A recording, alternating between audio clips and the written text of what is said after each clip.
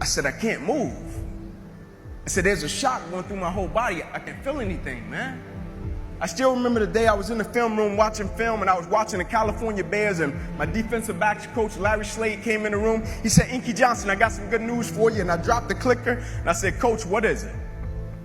He said, son, you're a projected top 30 draft pick.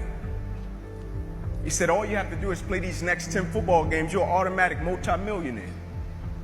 I ran out of the room. I got on the phone. I called my mother and my grandmother. I said, listen. I said, after this season, our lives are about to change forever. And little did I know our lives were really about to change. First game we come out, play against California Bears. I get an interception. We shut them down. We get the victory. Second game, we're playing against Air Force. It gets late in the game, found ourselves in a dogfight. And I approach the tackle like I approach any other tackle. And the way I'm approaching it, either I'm going to knock you out or you're going to knock me out. I'm 165 pounds. I can't play with anybody. But at the point of contact, when I hit this guy, something different happened that had never happened to me before in my life. I hit him, and it seemed as if every breath in my body left. My body went completely limp. I fell to the ground. I blacked out. I looked at the doctor because I couldn't feel my right arm. They had poked me with all type of needles. Inky, can you feel this? Can you feel? I couldn't feel a thing. They took me back. They ran the CAT scans, and they rolled me back into my room, and I'll never forget it. All in about a 15-second time frame, I was lying there in my bed. My father, he went to take a step in, and he looked at me and he said, son, I can't do it. And he walked out. My mother, she came in, she was running. She kissed me on my forehead. She said a prayer. She said, Ink, everything is going to be okay. And she ran out. And as soon as my mother stepped outside of the room, the doctor rushed in from the opposite side, and he said, hey, get in there. We got to rush this guy back to emergency surgery. He's about to die. I said, what? I said, my mom just told me everything was going to be okay. He said, son, what happened? You have busted up subclavian artery in your chest. You're bleeding internally. I have to rush you back and take the main vein out of your left leg and plug it into your chest in order to save your life. And when I woke up from recovery, the same doctor was standing over me. He said, Inky, I have some good news and some bad news for you. I said, you got some bad news for me? After telling him I was about to die, I'm still alive. How bad can it get? I'm still here. He said, the good news is, son, we saved your life. I said, thank you, sir. He said, the bad news is you have nerve damage in your right shoulder. You probably can never play the game of football again in your life. I said, Doc, no disrespect, man, but I'm 8 games away. I've been working for this ever since I was 7 years old, Doc. There's no way. God, not now, God. Like, let me make it to the NFL so I can help my family first. Like, we miss meals. I said, there's no way. I never cheated. I never cheated myself. I gave everything I had to it, and I respected it. I never cheated. There's no way that my career can be over. I said, send me up to the Mayo Clinic. And after several visits, I'll never forget, this is when reality set in. It was me, my mother, my father in the room, and the doctors came in. They said, Inky Johnson, here's the deal. They said, son, we hate to tell you, but your arm, it would never be the same again. Your hand, it would never be the same again. Son, you can never play the game of football again.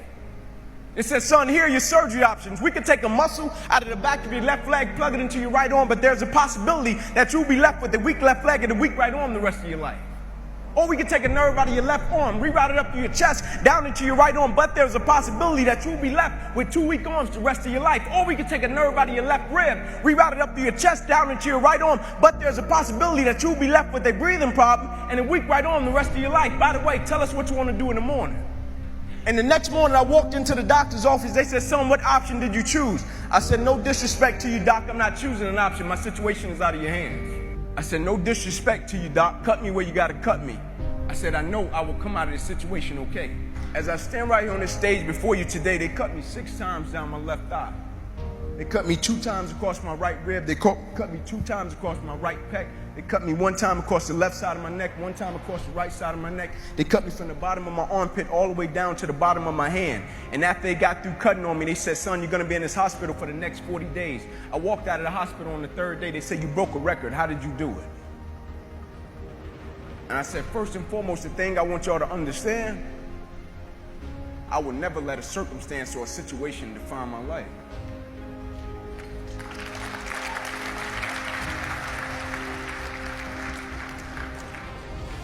But most importantly, you know what I had invested? I had sweat equity. I had been working my whole life. And what I didn't understand, by being determined to chase something, by being committed to it, and what commitment is staying true to what you said you were going to do long after the mood that you have set it in has left. You see, people think commitment is saying, yes, I'll do it on the days when it feels good. But I had been committed to everything that I ever started in my life, and I never stopped and I never quit it. And so by being committed to everything that I started, I finished it. It built a certain type of spirit. It built a certain type of mentality. It built a certain type of individual. And so now I couldn't quit even if I wanted to. I couldn't lay in the bed even if I wanted to. I couldn't stop even if I wanted to. I had too much sweat equity in my life and everything that I was doing. I understood the process is more important than the product. It wasn't about the outcome for me. Whether I made it to the NFL or not, that was inconsequential in God's plan for my life. But I was going to fall in love with that process because I understood by falling in love with that process, it was going to turn me into a machine. A lot of people need a little extra money to get motivated. A lot of people need, whatever the case may be, a little bonus to get motivated. I don't need anything but breath in my body and life. And every day I wake up, I understand I got 2 children depending on me. I understand I got a wife depending on me. I understand I got a world that needs me. The reason I go at life with the passion and the zeal that I go at it with is because I understand every day of my life is somebody in the world that is dependent on me. It may not be you, and if it's just about you, you're in trouble because I'm telling you, you're going to hit something in life that's a lot tougher than you, and it's going to test your will and it's going to test your heart. And if it's just about you and if it's just about the product, it will crush you. Every day I get up, I understand it's somebody in the free world that's looking at me to see if I'm going to keep going. And so I can't quit.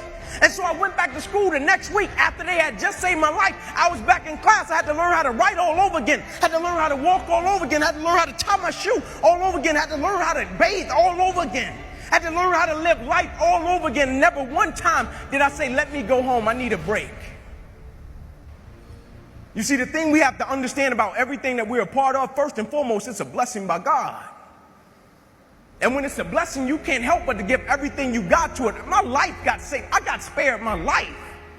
Almost died. The doctor came to me on the field. He was on one knee and he grabbed my wrist and he said, son, you don't have a pulse. I don't even know how you're still living.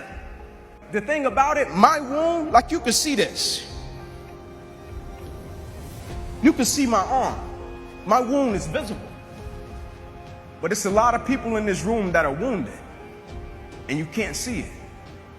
And it's internal. And so the opportunities that we pass up to be a blessing to other people, we can save their life with just one encounter. In my last doctor visit, they came to me and they said, sorry, Inky Johnson, you will never be able to use this arm and hand again in your life. I said, no disrespect to you, doc, but I will use this arm and this hand every day for the rest of my life by the way that I live my life. Every day I'm going to impact someone's life. Every day I'm going to empower someone. Every day I'm going to inspire someone. Every day I'm going to encourage someone.